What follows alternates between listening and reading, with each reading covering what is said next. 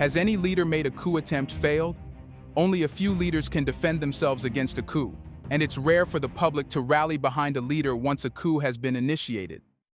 In Burkina Faso, thousands of protesters gathered on Saturday in several large cities to support Captain Ibrahim Traore and denounce destabilization desires of the country.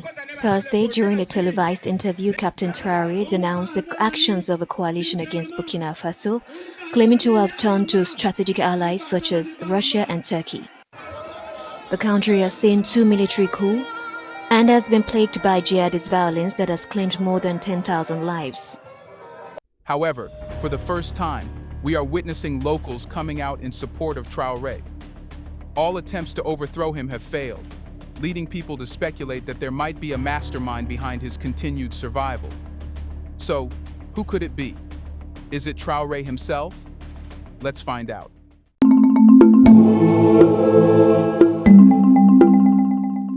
In West Africa, Burkina Faso has long been a place of political turbulence and resistance against historical exploitation. The ascension of Ibrahim Traore to power in September 2022 as the youngest head of state in the country's history marked a dramatic shift in this turbulent narrative. Burkina Faso, a nation rich in history and culture, has often been the focal point of regional power struggles and external manipulation. Its strategic position in West Africa, coupled with its resource wealth, has made it a target for foreign powers seeking to extend their influence.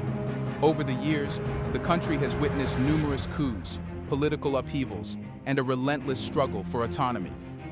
The rise of Ibrahim Traore as the youngest head of state in September 2022 was a significant event in this ongoing saga, signaling a potential turning point in Burkina Faso's political landscape.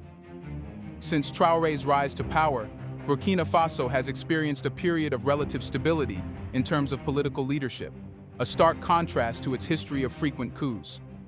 This raises a critical question. Why has Burkina Faso, a country once so prone to coups, managed to avoid another one under Traore's leadership? To understand this, we must delve into the factors that have contributed to Traore's ability to maintain power and the forces that have attempted to undermine his leadership. Here's a reminder to please like and share the video and subscribe to our channel to watch more videos on Black culture, history, civilization, and identity. Let's continue now. So, why was no coup successful? Who is the mastermind behind it? The spokesperson for the government of Burkina Faso denounced Thursday what he called an umpteenth attempt at destabilizing the Sahelian nation. He said a coup attempt had been foiled. Citing findings of preliminary investigations, Rimtalba Jean-Emmanuel Ouedraogo said the coup was scheduled to take place on January 14th. He added that a network of military officers, some retired, some are active, as well as civilians and activists, conspired to destabilize the institutions of Burkina Faso. The network allegedly sought to target citizens' watch bodies to sway the people's support for the ruling patriotic movement for the safeguard and restoration. The answer lies not just in Traore's leadership skills or his popularity among the Burkinabe people, but also in his political, military, and international strategies that have been carefully orchestrated to protect his regime. The mastermind behind the failed coup attempts on Traore is not just a single individual, but rather a collective of loyalists within the military, strategic advisors, and international allies who share a common vision for Burkina Faso's future. Traore's rise to power through a military coup, succeeding Colonel Paul-Henri Sandaogo Damiba, who had himself overthrew an elected president, signified a profound departure from the status quo. To truly understand the reasons behind Traore's ability to consolidate power and prevent further coups, it is essential to explore the context of his ascent to the presidency. Ibrahim Traore's journey to power was not a simple one. It was the culmination of years of discontent with the existing political order, a dissatisfaction that resonated with many within the military and among the general populace. Traore's background as a military officer gave him a unique perspective on the challenges facing Burkina Faso. He understood the frustrations of the rank-and-file soldiers, who often felt neglected by the political elite. This connection with the military was crucial in his rise to power. In the months leading up to the coup that brought Traore to power, there was a growing sense of urgency among many Burkinabe to address the country's numerous problems. including corruption, insecurity, and economic stagnation. The administration of Colonel Paul-Henri Sandaogo Damiba, which had come to power through a coup in January 2022, had failed to deliver on its promises of change. Instead, it was seen as perpetuating the same issues that had plagued previous governments. This created a ripe environment for another coup, one that could offer a fresh start. Traore capitalized on this discontent, positioning himself as a leader who could bring about real change. His military background and his connections within the armed forces gave him the support he needed to execute the coup successfully. But it was his vision for Burkina Faso, one that emphasized national sovereignty and a break from neo-colonial influences, that truly set him apart. Burkina Faso's colonial past, marked by French domination, left an indelible mark on its economic and political landscape. Under French rule, the country's resources were heavily exploited, and the impacts of this exploitation continued to influence its post-colonial trajectory. For decades, Burkina Faso's leaders struggled to navigate the complexities of sovereignty while contending with the pervasive influence of former colonial powers. The French influence lingered in various forms: economic exploitation, political manipulation, and cultural dominance, creating a backdrop of discontent and resistance. The exploitation of Burkina Faso under French colonial rule set the stage for the country's post-independence struggles. The extraction of resources, the imposition of French culture and language, and the marginalization of local governance structures all contributed to a legacy of economic and political dependency. Even after gaining independence in 1960, Burkina Faso found itself entangled in a web of neo-colonial relationships, with France continuing to exert significant influence over its affairs. Questo è un bambino che lavora in una miniera d'oro in Burkina Faso. Il Burkina Faso è una delle nazioni più povere del mondo. Per il Burkina Faso, che ha l'oro, la Francia stampa moneta coloniale. In cambio pretende che finiscano nelle casse del tesoro francese il 50% di tutto quello che il Burkina Faso esporta. L'oro che questo bambino si infila in un cunicolo per tirare fuori finisce per lo più nelle casse dello Stato francese. Allora la soluzione non è prendere gli africani e spostarli in Europa. La soluzione è liberare l'Africa da certi europei che la sfruttano e consentire a queste persone di vivere di quello che hanno. This legacy of exploitation fueled a sense of resentment among many Burkinabe, particularly within the military, which had historically been one of the few institutions where people from humble backgrounds could rise to positions of power. The military became a breeding ground for anti-colonial sentiment and a desire for true independence. This sentiment was a key factor in the repeated coups that have characterized Burkina Faso's political history. Traore's decision to seize power was driven by a vision to reclaim Burkina Faso's autonomy from these historical constraints. The administration he succeeded, led by Colonel Damiba, was perceived as aligned with French interests, perpetuating a cycle of neo-colonial exploitation. For Traore, the coup was not merely a quest for power, but a strategic move aimed at addressing these long-standing grievances. His rise was seen as an opportunity to challenge the remnants of colonial control and assert Burkina Faso's sovereignty. Traore's strategic vision for Burkina Faso involved a complete reorientation of the country's foreign policy and economic relationships. He sought to break the dependency on France and other Western powers, which he believed had kept Burkina Faso in a state of perpetual underdevelopment. Instead, he aimed to establish new alliances with countries that were more sympathetic to Burkina Faso's quest for true independence. One of the key elements of Traore's strategy was to diversify Burkina Faso's economic partnerships. He recognized that the country's reliance on a single foreign power, France, left it vulnerable to external manipulation. By seeking new alliances with countries like Russia, China, and Turkey, Traore hoped to create a more balanced and resilient economy. This shift in foreign policy was not just about economic interests, it was also a political statement, signaling Burkina Faso's desire to chart its course in the world. On se sent en famille en ce sens que la Russie est une famille aussi pour l'Afrique. C'est une famille parce que nous avons la même histoire. La Russie a consenti d'énormes sacrifices pour libérer le monde du nazisme pendant la Seconde Guerre mondiale. Les peuples africains, nos grands-pères, ont été déportés de force aussi pour aider l'Europe à se débarrasser du nazisme. Nous partageons la même histoire en ce sens que nous sommes les peuples oubliés du monde. Qu'ils soient dans les livres d'histoire, dans les documentaires ou films, on tend donc à balayer le rôle prépondérant qu'a joué la Russie et de l'Afrique dans cette lutte contre le nazisme. Now the question is, what have been the consequences of Traore's policies on Burkina Faso's standing in the global arena? Since taking power, Ibrahim Traore has implemented a series of policies aimed at reducing Burkina Faso's reliance on former colonial powers, particularly France. This strategic shift has had profound implications for the country's international relations and has altered the dynamics of its global engagement. One of Traore's key policies has been to diminish France's influence and seek new alliances. This realignment is evident in his administration's efforts to build stronger ties with countries like Russia. The pivot towards Russia represents a significant departure from Burkina Faso's historical relationship with France and reflects Traore's commitment to diversifying the country's international partnerships. The shift towards Russia is not merely a political action, but a strategic effort to reshape Burkina Faso's economic and diplomatic landscape. By seeking new alliances, Traore aims to reduce the country's dependency on traditional Western powers and assert greater control over its resources and political future. This realignment has led to increased friction with Western nations, which have expressed concern over the changing dynamics in the region. Traore's speeches and public statements, including his address at the Russia-Africa Summit in July 2023, have further amplified his stance against Western interference. His rhetoric emphasizes the need for African nations to pursue greater self-sufficiency and independence, resonating with many who view it as a bold step towards reclaiming autonomy.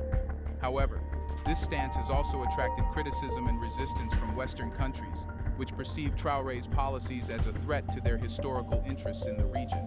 The realignment of Burkina Faso's international relations highlights the broader geopolitical contest playing out in Africa.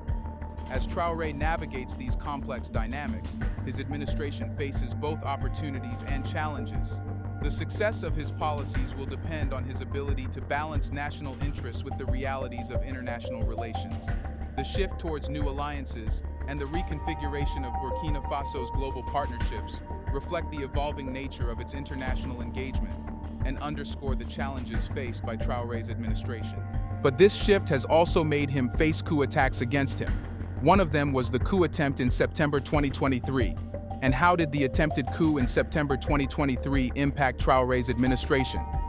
The coup attempt, involving key military figures, was a critical moment that tested the stability of Traore's regime. The plot aimed to destabilize his government and replace him with a leader more aligned with French interests, reflecting the high-stakes nature of his leadership. The attempted coup was a direct challenge to Traore's administration and highlighted the internal and external pressures facing his government.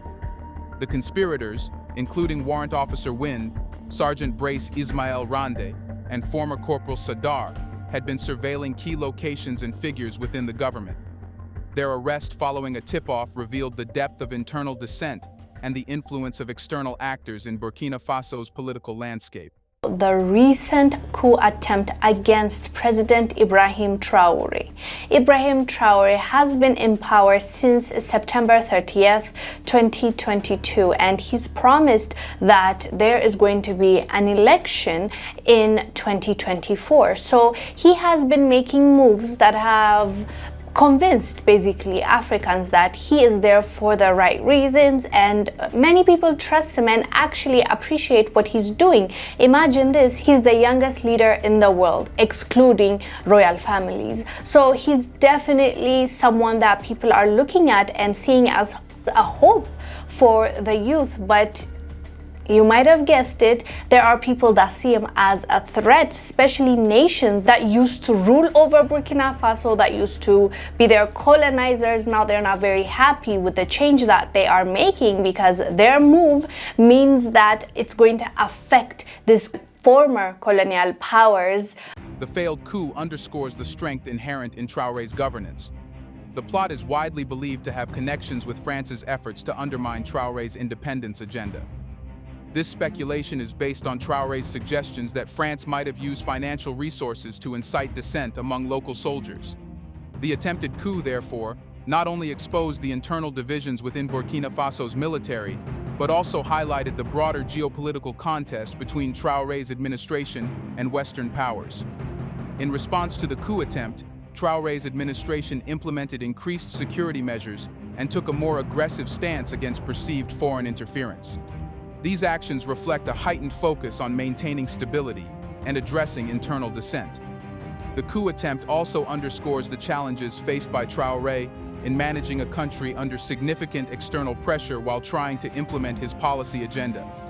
The failed coup had significant implications for Traore's governance. It revealed the extent of internal opposition and the potential for further instability. The response to the coup attempt, including the strengthening of security measures and a more confrontational stance against foreign influence, has shaped Traore's approach to governance and highlighted the broader geopolitical dynamics at play. Well, this is the reaction from other nations, but what is most important is what locals think. So, what are the implications of Traore's leadership on Burkina Faso's internal stability and economic development? Ibrahim Traore's tenure has brought about significant changes in both the political and economic spheres. His policies aimed at reducing foreign influence and asserting national sovereignty have had both positive and negative effects on the country's internal dynamics. One of the key aspects of Traore's leadership has been his focus on reducing Burkina Faso's reliance on former colonial powers. This shift has led to a realignment of the country's economic partnerships and has had a noticeable impact on its economic stability.